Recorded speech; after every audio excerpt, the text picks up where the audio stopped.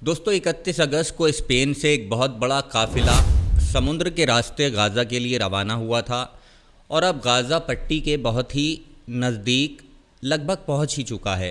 जी हां, हम बात कर रहे हैं गाज़ा की ओर बढ़ रहे सबसे बड़े मानवीय काफिले की, जिसने पूरी दुनिया का ध्यान इस समय अब अपनी तरफ खींच रखा है। इसका नाम है गाज़ा स्मूथ फ्लोटिला। और दोस्तों आपको बता दूं, ये कोई आम राहत मिशन नहीं है, बल्कि अब तक का सबसे बड़ा अंतर्राष्ट्रीय समुद्री प्रयास है जो सीधे गाज़ा तक इंसानी मदद पहुंचाने के लिए रवाना हुआ है। इस काफ़िले में 50 से ज़्यादा जहाज़ शामिल हैं और इसमें 44 से अधिक देशों के प्रतिनिधि, कार्यकर्ता और मानवीय संगठन मौजूद हैं।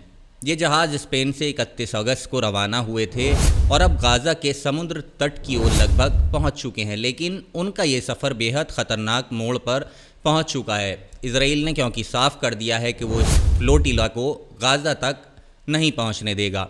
इजरायली नौसेना ने तैयारी कर ली है, उनके युद्धपोत और कमांडो दस्ते तैनात किए जा चुके हैं।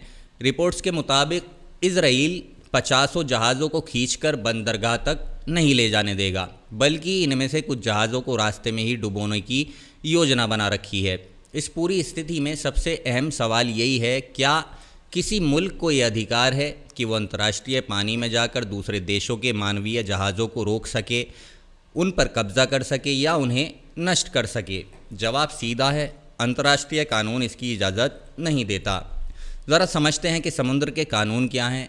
किसी भी मुल्क का अधिकार उसके तट से 12 नॉटिकल मील यानी कि लगभग 22 किलोमीटर तक सीमित होता है। इसे टेरिटोरियल वाटर यानी कि क्षेत्रीय जल कहा जाता है। इस क्षेत्र में उस देश की संप्रभुता वैसी ही मानी जाती है जैसी उसकी ज़मीन पर होती है। इसके बाद 200 नॉटिकल मील तक का इलाका एक्सक्लूसिव इकोनॉमिक जोन कहलाता है, जिसे संक्षेप में EEZ कहा जाता है। इस जोन में मछली पकड़ना, खनन करना, ऊर्जा परियोजनाएं चलाना, तेल गैस निकालना, इन पर उस मुल्क का ही अधिकार होता है, लेकिन जहाज़ों और विमानों की आवाजाही पर अधिकार नहीं होता। यानी किसी भी देश का व्यापारी जहाज़, मानवीय जहाज़ या सैन्य जहाज़ इस क्षेत्र से गुजर सकता है, बशर्ते वो नुकसान ना पहुंचा रहा हो। 200 नॉटिकल मील से आगे शुरू होता है हाई सीज़ यानी कि अंतर्राष्ट्रीय पानी। ये पूरी मानवता की साझी धरोहर है। यहाँ कोई भी मुल्क मालिक नहीं है। हर देश का जहाज़ अपने देश के झंडे और कानून के तहत चल सकता है, सिवाय 2 मामलों के। पहला, अगर जहाज़ समुद्री डकैती कर रहा हो, और दूसरा, अगर वो मानवीय तस्करी या गुलामी जैसे अपराध में शामिल हो। इसके अलावा किसी भी स्थिति में किसी दूसरे देश को यह अधिकार नहीं है कि वो हाई सीज़ में चल रहे जहाज़ को रोक सके। इसलिए जब जब फ्लोटिला गाज़ा की तरफ बढ़े हैं और उन्हें अंतर्राष्ट्रीय पानी में रोका गया है, तो ये सीधा सीधा अंतर्राष्ट्रीय कानून का उल्लंघन माना गया है। याद कीजिए साल 2010 जब मावी मार्मरा नामक जहाज़ को अंतर्राष्ट्रीय पानी में ही इजरायली कमांडोज ने घेर लिया था। उस हमले में 10 लोग मारे गए थे। 2010 की बात है और इस घटना में कई घायल भी हुए थे। ये घटना आज भी तुर्की और इजराइल के रिश्तों पर गहरी छाप छोड़े हुए है। अब बात करें मौजूदा स्थिति की। दोस्तों, समुद्री फ्लोटिला के जहाज़ गाज़ा की ओर बढ़ रहे हैं और पहले ही हाई रिस्क जोन में प्रवेश कर चुके हैं। इसका मतलब है कि किसी भी वक्त इजरायली नौसेना इन जहाज़ों को रोकने की कोशिश कर सकती है, इन पर हमला कर सकती है। इधर अंतर्राष्ट्रीय समुदाय की नज़रें इसी पर टिकी हुई हैं। संयुक्त राष्ट्र के विशेषज्ञों ने साफ कहा कि इस तरह की मानवीय मिशन पर हमला करना पूरी तरीके से गैर कानूनी है। उनके शब्दों में, फ्रीडम फ्लोटिला का अंतर्राष्ट्रीय पानी में चलना उनका हक है और इजराइल को इसमें दखल देने का कोई भी अधिकार नहीं है।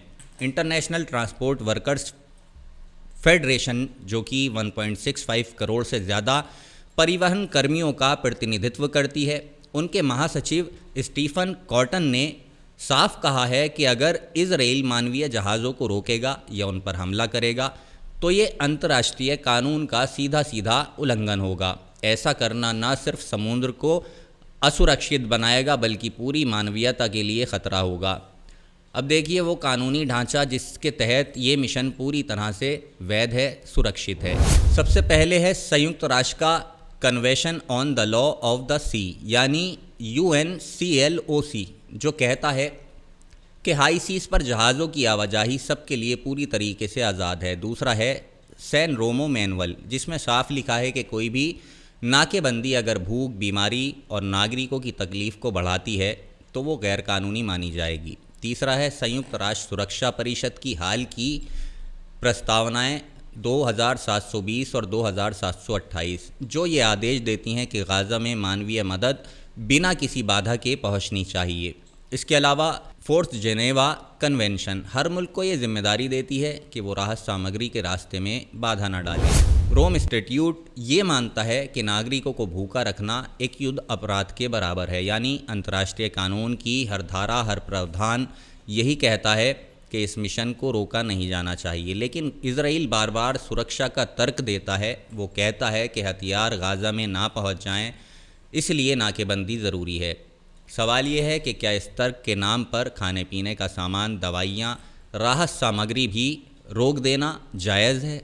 विशेषज्ञ मानते हैं कि ऐसा करना ना सिर्फ गैरकानूनी है बल्कि अमानवीय भी है। अब इस कहानी का एक और पहलू देखते हैं। दोस्तों, ये मिशन सिर्फ गाज़ा के लिए नहीं है बल्कि पूरी दुनिया के लिए एक मिसाल है। अगर 50 जहाज़ों के इस काफ़िले को, जिसमें अलग अलग देशों के झंडे लगे हैं, हाई सीज़ में रोका जाता है इन जहाज़ों को, तो इसका मतलब ये होगा कि कोई भी ताकतवर मुल्क अंतर्राष्ट्रीय पानी को अपनी जागीर मान सकता है।